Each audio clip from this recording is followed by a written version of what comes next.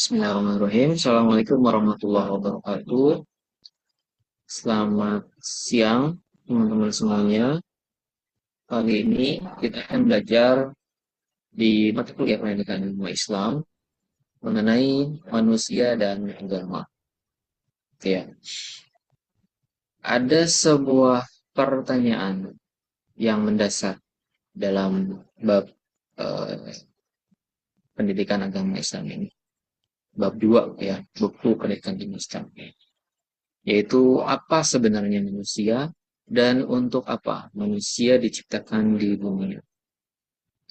Kita harus tahu bahwa kita apa ya dalam pertanyaan ini dan kita diciptakan di dunia untuk apa ya sebenarnya. Mari kita bahas. Manusia. Manusia dalam berbagai definisi ya ada banyak. Kita memiliki dua pendekatan. Yang pertama adalah manusia menurut filsafat. Yang kedua adalah manusia menurut Islam. Manusia menurut filsafat ada banyak ya. Ada 7. Yang harus kalian ketahui adalah menurut filsafat manusia adalah animal rational. Yaitu adalah binatang yang berpikir. Jadi manusia diberi akal sehingga dia bisa berpikir. Tapi di dalam filsafat kita diibaratkan sebagai animal atau binatang. Kemudian yang juga eh, dikenal ya, yang paling sering dikenal adalah manusia sebagai zon politikon. Artinya adalah manusia dipandang sebagai makhluk hidup yang pintar bekerja sama ya, pintar mengorganisasikan dirinya, pintar bergaul sehingga dia bisa memenuhi kebutuhan hidup. Kemudian manusia juga sebagai homo economicus. Tentunya ini ekonomi ya. Jadi manusia sebagai makhluk yang tunduk pada prinsip-prinsip ekonomi. Yang terakhir adalah homo religius. Menurut filsafat manusia sebagai makhluk yang mempunyai agama atau beragama. Nah, di dalam sudut pandang Islam, manusia didefinisikan eh, menjadi dua ya. Yang pertama adalah manusia sebagai hamba Allah yang memang dia harus meyakini segala perintah Allah ya, mematuhi segala perintah Allah dan menjauhi segala yang dilarang oleh Allah Taala.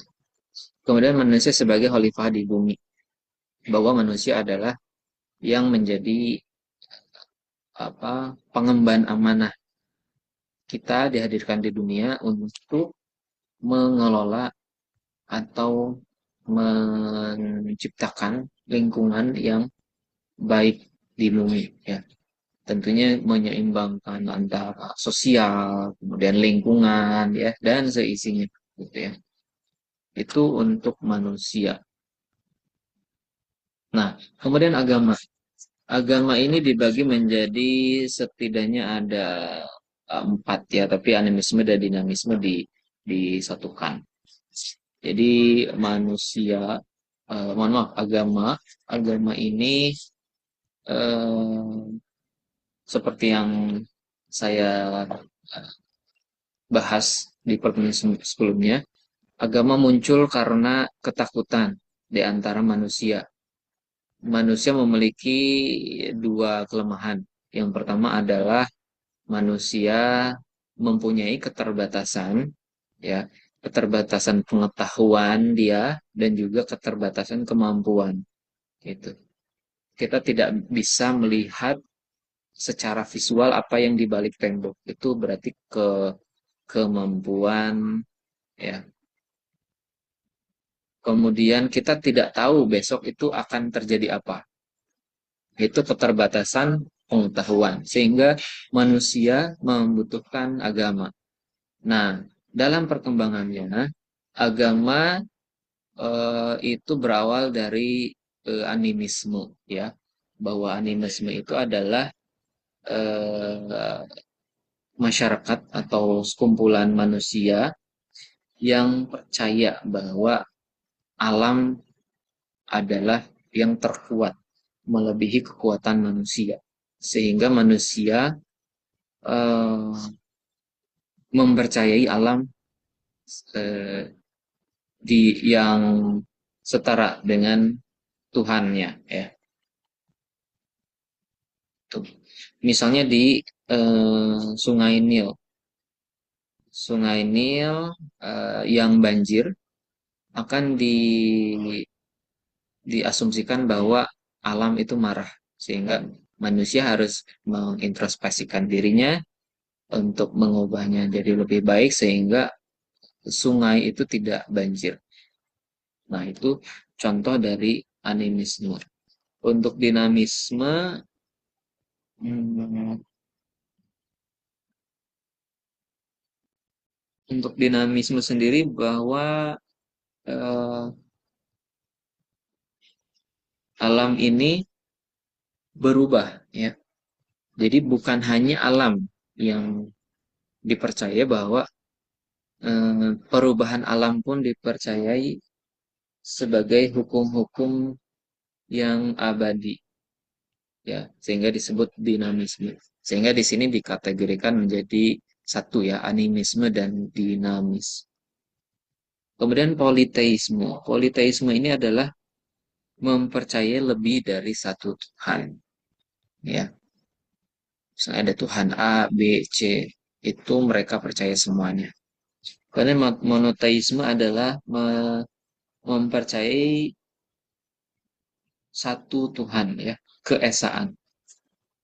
Nah, ini contohnya di Islam, ya. Kita mempercayai Allah sebagai Tuhan yang esa, Tuhan yang Maha Esa, sesuai Pancasila. Tuhan yang Maha Esa. Nah, kemudian dari agama, ya, dari munculnya agama sebenarnya tidak bisa terlepas dari adanya mitos. Mitos sendiri adalah cerita yang memberikan pedoman dan arah tertentu untuk sekelompok orang. Mitos bukan hanya reportase, tapi menjadi arah kepada untuk memberikan arah kepada kelakuan manusia dan merupakan pedoman. Proses penurunannya dari pendahulu, kemudian turun lagi, ya, sehingga dari zaman ke zaman. Ini mitos, ya.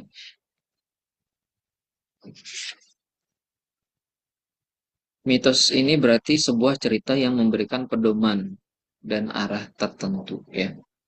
Jadi ada sekelompok orang yang memang mempercayai sebuah mitos dan menjadikan ya sebagai pedoman, pedoman hidup, ya. Oke, kemudian yang bahasan yang selanjutnya adalah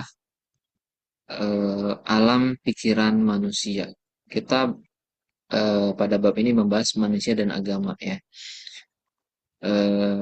Di dalam alam pikiran manusia mempunyai dua pikiran, alam pikiran mistis dan alam pikiran ontologi. Mitis, ya, kalau disebut. Mitis itu di mana manusia terkepung oleh kekuatan-kekuatan gaib yang di sekitarnya. Sehingga orang-orang pikir bahwa dia berperilaku primitif, ya. Kemudian untuk ontologis, hmm, ontologis berarti bahwa manusia itu tidak terkurung dari apa yang tidak terkurung dari objek-objek yang atau sesuatu yang mengitarinya. Jadi alam pikiran ontologis bahwa manusia itu punya pemikiran yang luas dan eh,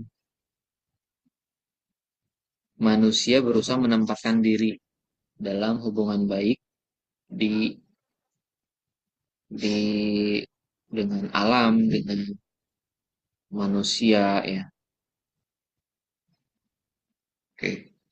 Kemudian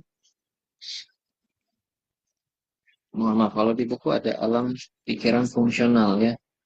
Alam pikiran fungsional itu adalah pembebasan dari substansialisme.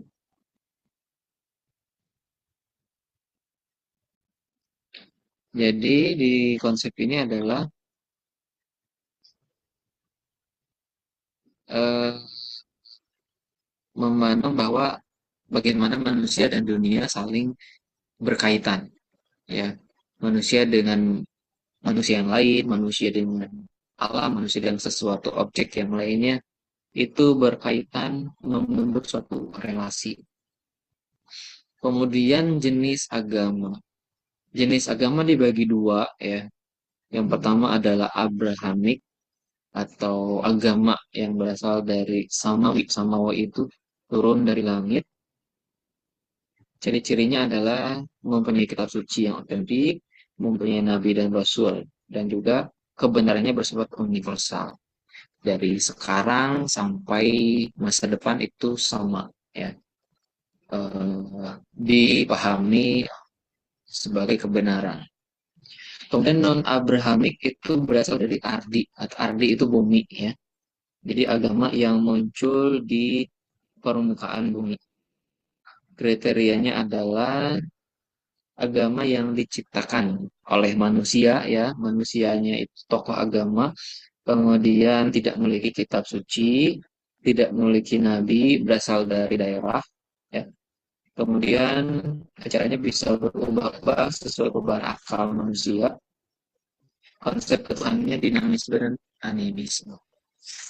Itu ya. Jadi kesimpulan di bab ini adalah manusia dan agama ini saling berkaitan ya, membentuk sebuah mungkin simbiosis ya. Jadi manusia mempercayai agama sehingga eh, manusia itu menjadi khalifah di bumi. Dia mempercayai suatu keyakinan sambil dia menjaga dan mengelola alam sebagai khalifah di bumi. Jadi makna hidup seorang manusia dan juga hubungan dengan Tuhan menjadi esensi bagi manusia dalam menjalani kehidupan yang bermakna dan berkontribusi secara positif. Itulah kemudian akhirnya sebuah mitos bergulir dari zaman ke zaman. Tadi itu ya dibahas mengenai mitos.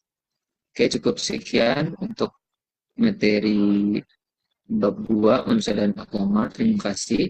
Wassalamualaikum warahmatullahi wabarakatuh.